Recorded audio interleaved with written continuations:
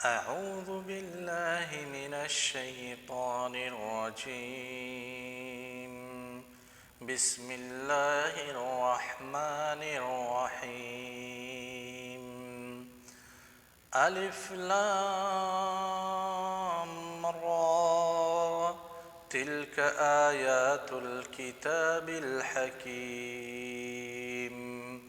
أكان للناس عجبا أن أوحينا إلى رجل منهم أكان للناس عجبا أن أوحينا إلى رجل منهم أن أنذر الناس وبشر الذين آمنوا أن لهم قدم صدق عند ربهم.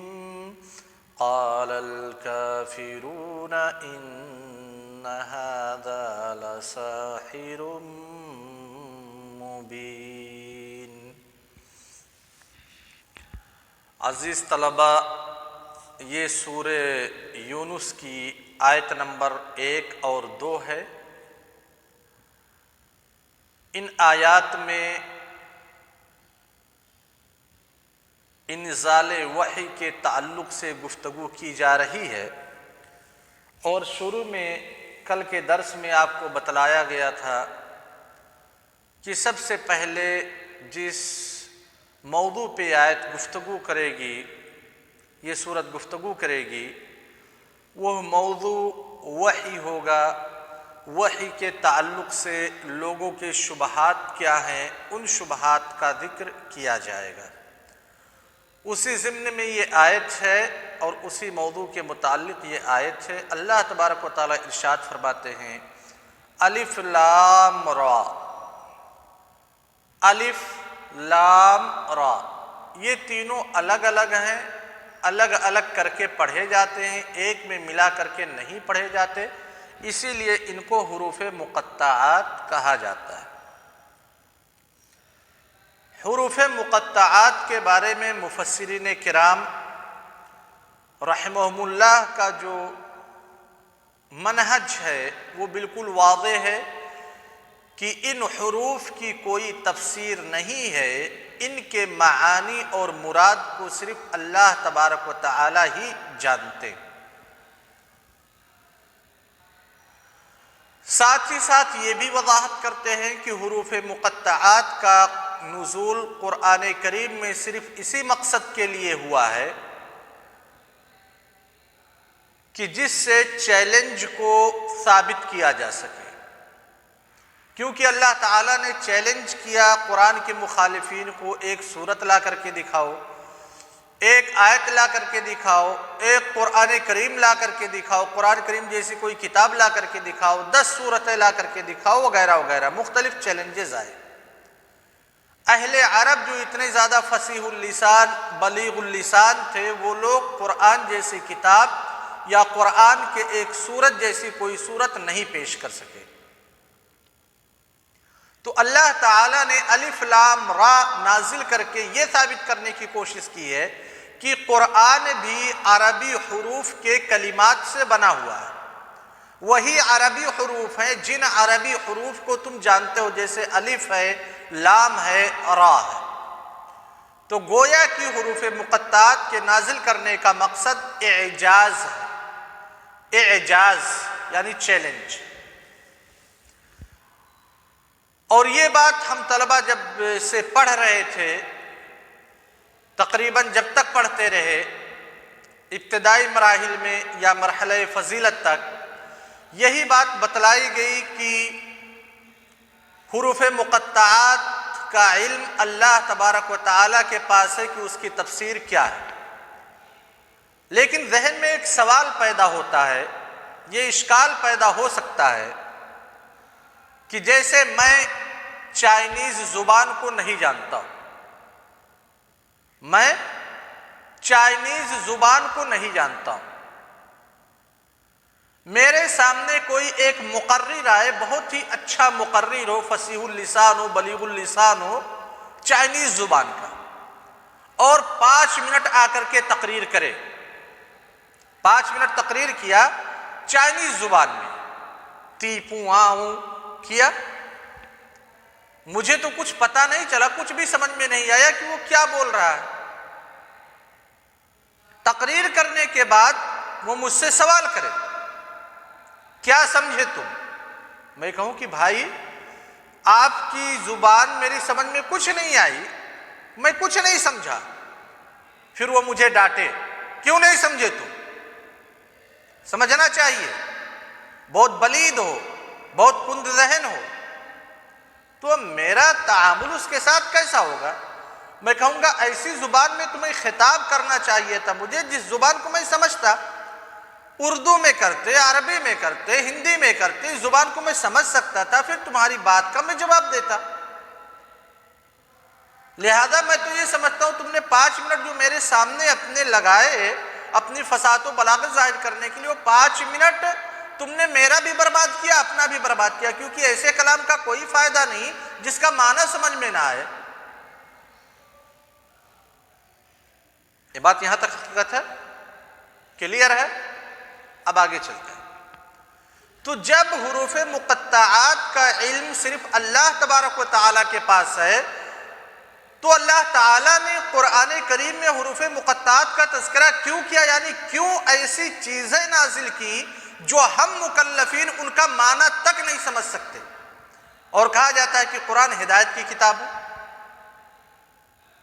ہے نا. اشکال؟ یقیناً اشکال ہے. یعنی قرآن کریم میں کہا گیا نون والقلم وما یسطرون، قاف کاف ہا یا عین صاد الف لام را الف لام میم وغیرہ، یہ سارے حروف مقطعات ہیں، قرآن کریم میں موجود ہیں. کیا اس کا معنی ہے؟ کسی کو نہیں پتا، معنی اللہ تعالیٰ کو پتا ہے. تو جب صرف اللہ تعالیٰ کو پتا ہے تو اللہ تعالیٰ نے ان حروف کو کیوں نازل کیا؟ کیوں ان کلمات کو، حروف مقطعات کو قرآن میں نازل کیا جب ہم سمجھ ہی نہیں سکتے؟ در حقیقت مسئلہ یہ ہے کہ قرآن کریم نازل کرنے کے 3 بنیادی مقاصد ہیں. 3 بنیادی مقاصد.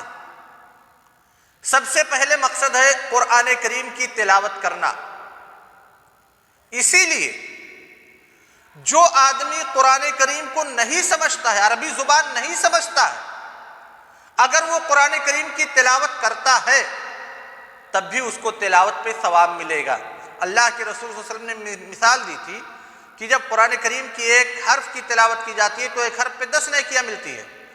اذا قال العبد الف لام میم کتبت له 30 حسنہ، جب الف لام میم کہتا ہے تو اس کے لیے 30 نیکیاں لکھ دی گئی.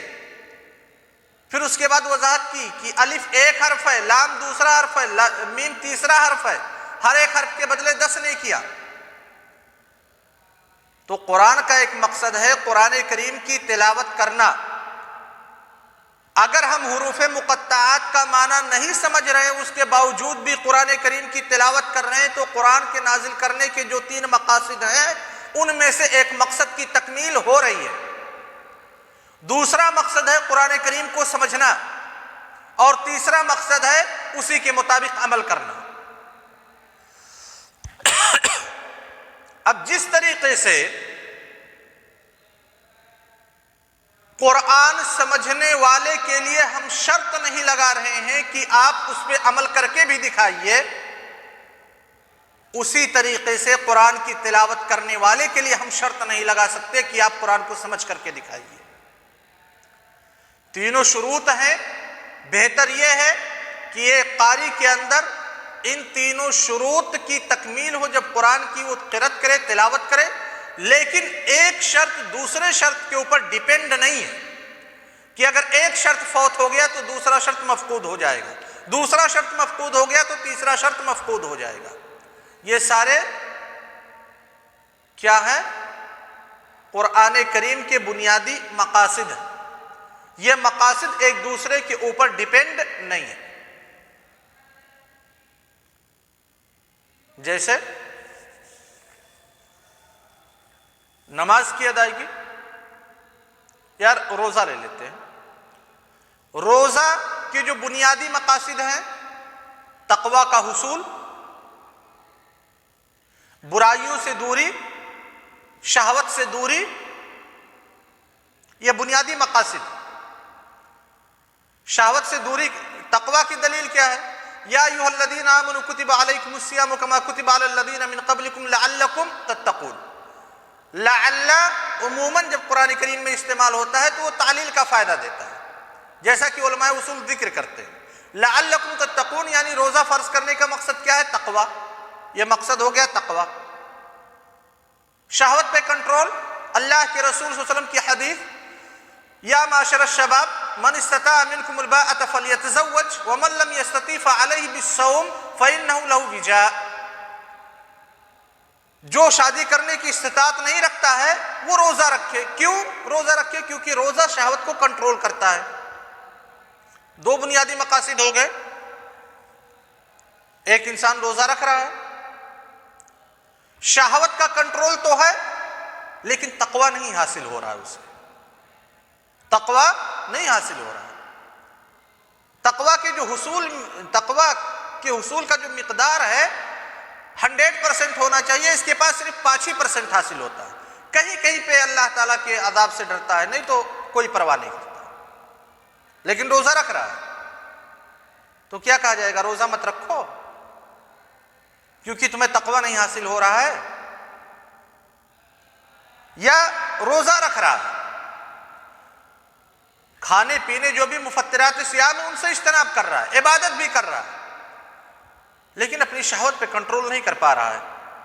اس کے ذہن میں طرح طرح کے خیالات آتے ہیں، طرح طرح کا وہ پروگرام بناتا ہے، یعنی شہوت پرستی سے اپنے آپ کو باہر نہیں نکال پاتا۔ اس کا یہ مطلب نہیں ہے کہ وہ مفطرات صیام کا ارتکاب کرتا ہے، نہیں، شہوت پرستی سے اپنے آپ کو باہر نہیں نکال پاتا۔ ایسے شخص کے بارے میں ہم کیا کہیں گے کہ تم روزہ مت رکھو کیونکہ روزہ کی جو مقاصد ہے ان کی تکمیل نہیں ہو رہی ہے۔ چلیے نماز لے لیں۔ ان الصلاۃ تنہی عن الفحشاء والمنکر، نماز فحش کاری اور منکر سے روکتی ہے۔ ایک آدمی نماز پڑھتا ہے، منکرات کا ارتکاب بھی کرتا ہے، گالی بھی دیتا ہے، کسی کی زمین کو جبراً ہڑپ بھی کر لیتا ہے، کسی سے مار پیٹ بھی کر لیتا ہے، کہیں سامان بھی چوری کر لیا، یعنی کچھ منکرات کا وہ ارتکاب کرتا ہے۔ تو کیا مطلب ہے کہ اس سے کہا جائے گا کہ مقصد کی تکمیل نہیں ہو رہی ہے، اس وجہ سے تم نماز مت پڑھو؟ جو نماز پڑھنے کے مقاصد ہیں، ابراء الذمہ، وہ تو اس کو حاصل ہو رہا ہے، وہ بریء الذمہ ہو جا رہا ہے۔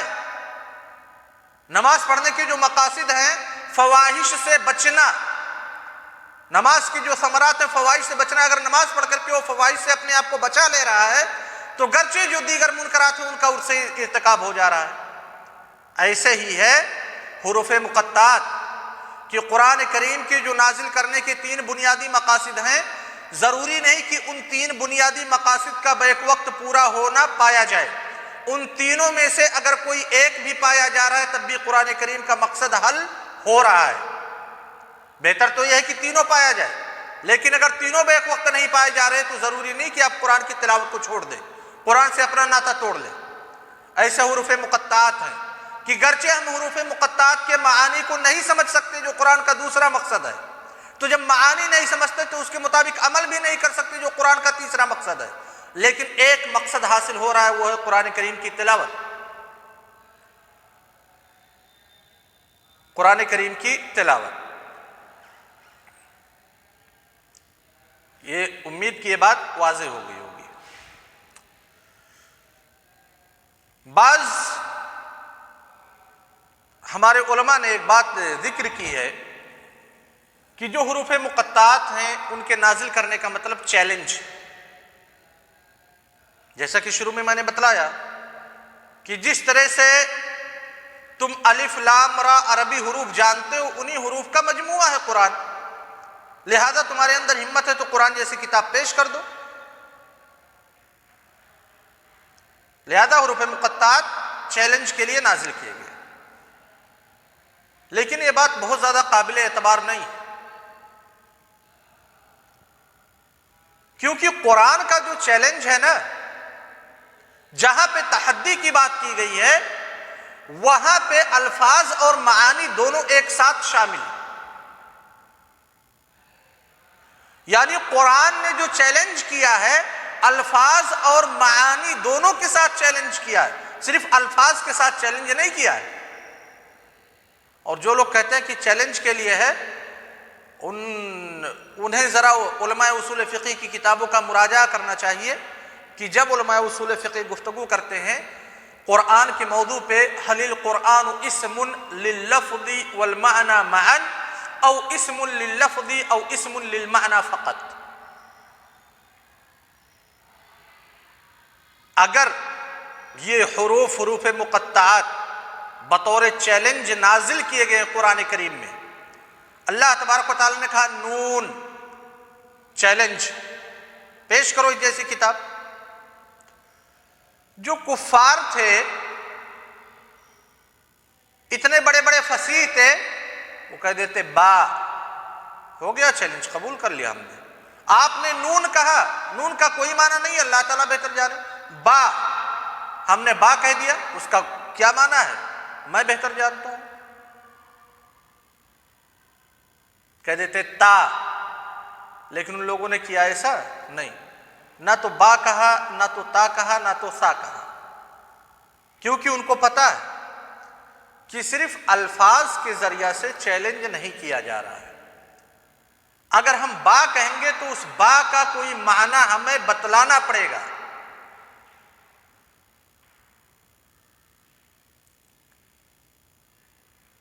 تو کہا اللہ تبارک و تعالیٰ نے الف لام را، حروف مقطعات میں سے ان کا معنی اللہ تبارک و تعالیٰ بہتر جانتے ہیں۔ تلک آیات الکتاب الحکیم، تلک یہ اشارہ ہے بعید کے لیے، جیسے الف لام میم ذالک الکتاب، ذالک اشارہ ہے بعید کے لیے، عموماً جو اشارہ کیا جاتا ہے اسی میں سے تلکا بھی ہے بعید کے لیے، اسی لیے بعض مفسرین کہتے ہیں کہ مراد یہاں پہ وہ قرآن کریم ہے جو لوح محفوظ میں، اس کے اصل کا اعتبار کرتے ہوئے، اور بعض مفسرین کہتے ہیں، بعض نے توجیہ پیش کی ہے کہ گرچہ اشارہ بعید کے لیے ہے لیکن تعظیم مقصود ہے، اس کی عظمت کو بیان کرنا مقصود ہے۔ ذالک الکتاب لا ریب فیہ، یعنی قرآن کریم اتنا عظیم ہے کہ ہمارے ہاتھ میں ہونے کے باوجود بھی ذالکہ سے تعبیر کیا جا رہا ہے، اس کی عظمت بیان کرنا مقصود ہے۔ ویسے تلکہ ہے آیات الکتاب الحکیم، حکیم کتاب کی آیات ہیں، یہ ہے حکیم کتاب کی آیات ہیں۔ حکیم کا مراد محکم، یعنی یہ محکم کتاب قرآن کریم کی آیات ہیں۔ حکیم سے مراد قرآن کریم ہے، کیونکہ قرآن کریم کو محکم اللہ تبارک و تعالیٰ نے دوسری جگہ پہ کہا ہے کتاب احکمت آیاتہ، کتاب احکمت آیاتہ، ایسی کتاب ہے جس کی آیات کو محکم بنا دیا گیا ہے۔ تو حکیم فعیل کے وزن پہ ہے لیکن مفعول کے معنی میں ہے، جیسے قتیل فعیل کے وزن پہ ہوتا ہے اور مقتول کے معنی میں ہوتا ہے۔ الف لام را تلک آیات الکتاب الحکیم، ایک آیت ہم نے پڑھی اور انشاءاللہ کل کے درس میں اس سے آگے آپ کو پڑھایا جائے گا۔ السلام علیکم ورحمۃ اللہ وبرکاتہ۔